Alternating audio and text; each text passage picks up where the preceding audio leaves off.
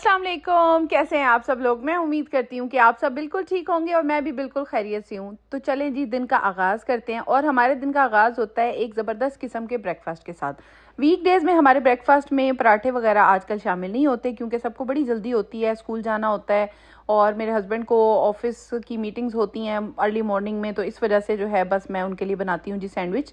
और दूसरा ये कि पराठे खाने के बाद बहुत हैवी फील होता है और फिर उसके बाद जो है ना बंदा उस तरीके से कंसंट्रेशन से काम भी नहीं कर सकता।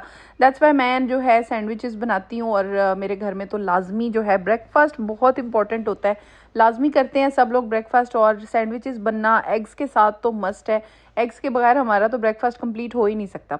यहाँ पे मैंने ना एग्स की एक ट्रिक देखी थी, वो मैं आपके साथ शेयर कर रही हूँ कि मैंने ना नमक और मिर्चों को ना पानी में थोड़ा सा घोल लिया था, मिक्स कर लिया था ताकि वो अच्छी तरह से एब्जॉर्ब हो जाएं। और फिर उसके बाद मैंने जो है एग उसके अंदर ना बीट किया है।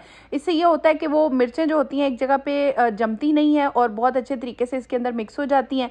और आपका जो है ना बहुत अच्छे तरीके से जब आप इसके अंदर बीट करते हैं तो बहुत ज़्यादा फ्लफ़ी भी बनता है।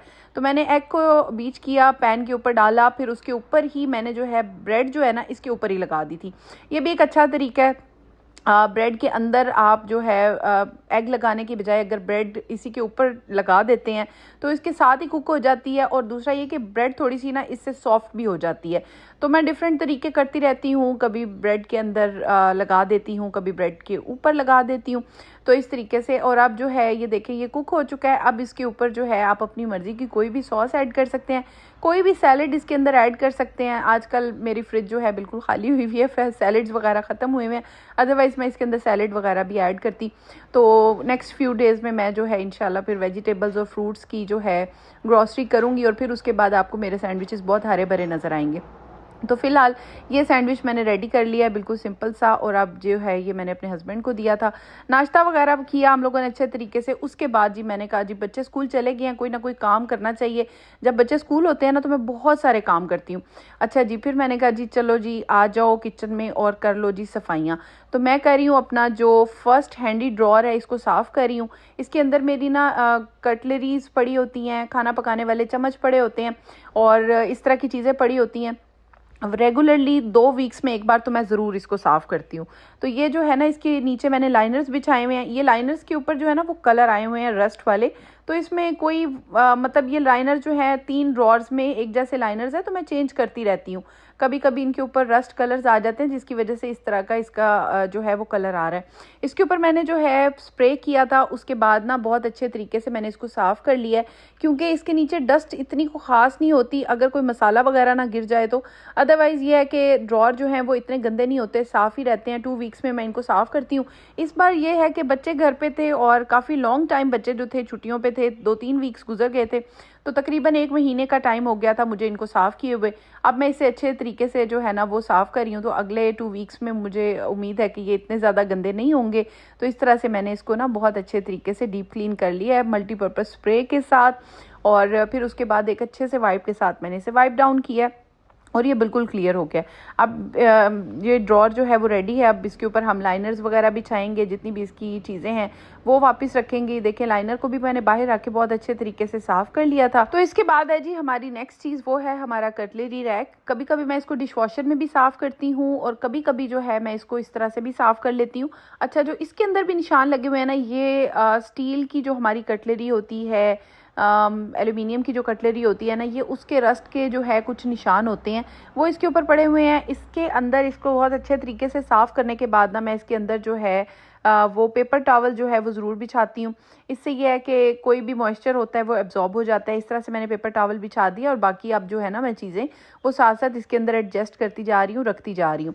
तो इस तरह से मैंने इसको एडजस्ट किया हुआ है कि मेरे जो है हैंड ग्रिप के अंदर सारी चीज़ें आ जाएँ। कि फ़ौरन बाद जब मैंने अगला ड्रॉर खोला तो जो तूफ़ान बदतमीज़ी उसमें मचा हुआ था वो तो आप देख ही सकते हैं। इतना ज़्यादा वहाँ पे मैस हुआ हुआ था क्योंकि सारे मसाले बिखरे हुए थे, इधर उधर सब कुछ हुआ हुआ था, भूचाल आया हुआ था। उसको भी मैंने सेट किया।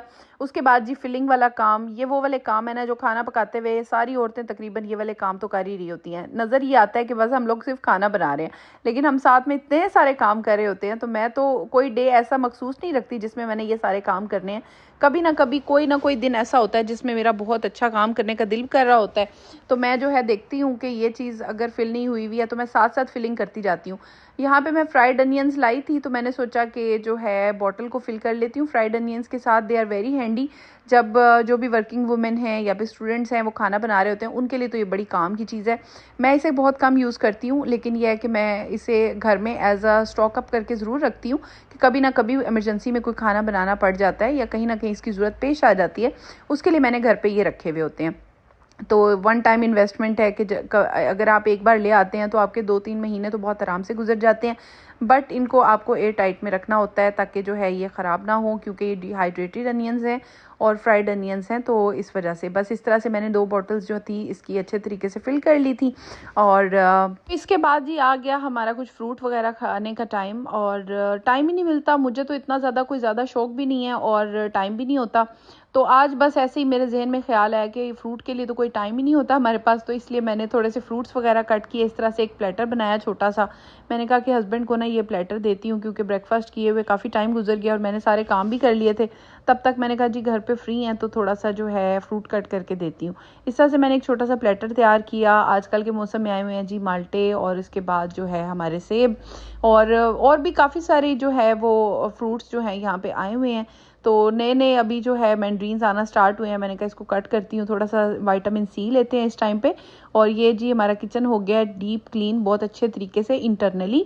और फिर उसके बाद जो है जब सफाई मुकम्मल हो गई है तो इसके बाद अब बनाते हैं खाना ना। हमारा वही सिंपल सा, हमारे घर में बहुत सिंपल सिंपल डिशेस बनती हैं, जो फरमाइश हो ना हम वो बनाते हैं। हम ये भी नहीं सोचते कि आज हमने ये चीज़ खाई है तो कल नहीं खा सकते। जो मेरे बच्चों का और मेरे हस्बैंड का दिल करता है ना, मैं कहती हूँ बस उसी टाइम वो चीज़ मौजूद होनी चाहिए घर में। मुझे बहुत खुशी होती है जब मैं अपने बच्चों के लिए, अपनी फैमिली के लिए खाना बनाती हूँ। मैं इसे बड़ी खुशी से बनाती हूँ। तो फिर जो है आज फरमाइश थी जी चिकन बिरयानी की, और हफ्ते में एक बार तो बिरयानी बन ही जाती है, पुलाव भी बन जाता है, क्योंकि हमारे घर में राइस बहुत ज़्यादा खाए जाते हैं और बहुत शौक से खाए जाते हैं। तो जो है मैं यहाँ पे बिरयानी की तैयारी कर रही हूँ। बहुत सारे अनियंस मैंने कट कर लिए हैं, ऑयल में इनको मैं कर रही हूँ फ्राई। रेसिपी मैं इतनी बार शेयर कर चुकी हूँ इन चीज़ों की कि अब मैं ना बार बार रेसिपीज़ को शूट नहीं करती, कि जो है आप लोग ये रेसिपीज़ ऑलरेडी बहुत बार देख चुके हैं, तो मोर और लेस तकरीबन सेम ही होती हैं। कई बार ये है कि मैं उसमें कुछ चेंजेस कर लेती हूँ, बल्कि आजकल तो मुझे ना बिल्कुल समझ ही नहीं आता कि क्या बनाएं क्या खाएं, ये बहुत बड़ा मसला है। तो आप लोग मुझे कमेंट्स में ज़रूर सजेस्ट कीजिएगा कि आजकल आप लोग क्या ऐसी कोई ज़बरदस्त किस्म की और क्विक सी खाने क्या क्या बना रहे हैं, क्या खा रहे हैं। मुझे सजेशंस की बड़ी सख्त ज़रूरत है। तो खैर मैं जो है यहाँ पे बिरयानी के लिए प्याज जो है मेरा हो गया था बहुत अच्छे तरीके से ब्राउन।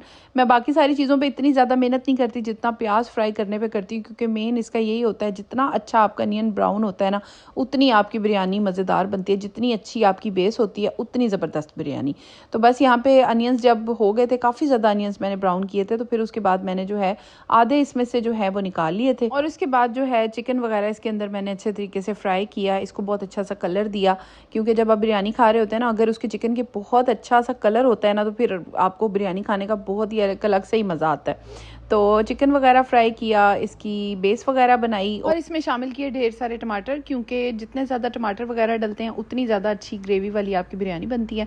और इसके बाद जो है कुछ मसाले, इस मसालों में आप देख सकते हैं मैंने घर के ज़्यादा मसाले शामिल किए हैं। 1 चम्मच मैं बिरयानी मसाले का ऐड किया है। बाकी सारे मसाले जो हैं घर के हैं, नमक है, मिर्चें हैं, हल्दी है, सूखा धनिया है, और इसके अलावा जो है ज़ीरा है। तो यही सारे मसाले होते हैं। तो इसको बहुत अच्छे तरीके से भून के मैंने इसकी जो है एक अच्छी सी ग्रेवी तैयार कर ली थी। इसके बाद जी मौसम देखें इस तरह का है, तो इतना प्यारा सा मौसम हो रहा था। इस टाइम पे टाइम हो गया था जी बच्चों को लाने का, क्योंकि सुबह से मैं काम कर रही हूँ और बहुत सारे मैंने आज काम ख़त्म किए हैं किचन के, तो मैं निकल रही हूँ। अच्छा, उससे पहले ना मेरे जो राइस है ना वो ख़त्म हो गए थे, तो मैं गई थी लोकल शॉप पे, वहाँ से मैं ये वाले राइस लेके आई हूँ। असल में मैं शहज़ादा राइस ही इस्तेमाल करती हूँ, पर ये वाले नहीं करती, दूसरे वाले करती हूँ, लेकिन वो ख़त्म हुए हुए थे तो मुझे फिर ये वाले राइस लाने पड़े मजबूरी में। फिर मैं राइस लेके आई घर, और आते साथ ही मैंने पानी रख दिया है इसको बॉईल करने के लिए। इसमें मैंने सारे खड़े गरम मसाले डाल लिए हैं और फिर उसके बाद जो है उसके बाद ये देखें जी बिरयानी की फ़ाइनल लुक, क्योंकि बाकी की जो है ना वीडियो में शूट नहीं कर सकी।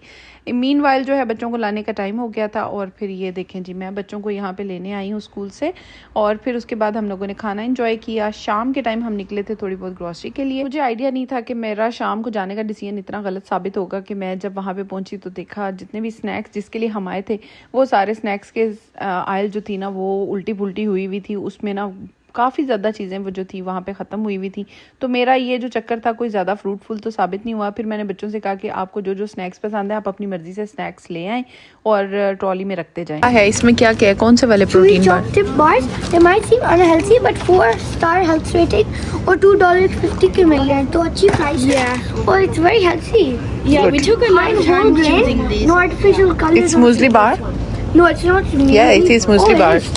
I didn't read that part. Okay. Mini candles हो गए